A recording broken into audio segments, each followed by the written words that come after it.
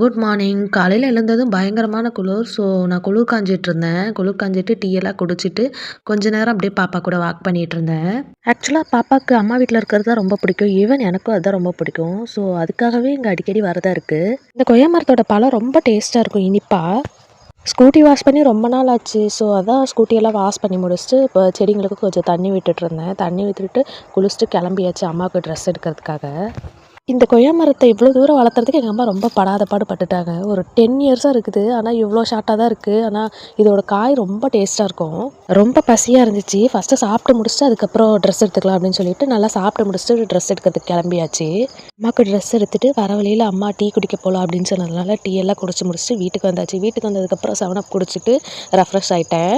இன்னைக்கு கிறிஸ்மஸ் வேறயா, so happy Christmas to all. அம்மா கேக் வாங்கி குடுத்தாங்க. கேக் எல்லாம் சாப்பிட்டு முடிச்சுட்டு இந்த டேவ கம்ப்ளீட் பண்ணியாச்சு. ஓகே டியர்ஸ், நெக்ஸ்ட் வீடியோல பார்க்குறேன். சப்போர்ட் அண்ட் சப்ஸ்கிரைப் பண்ணுங்க. பாய்.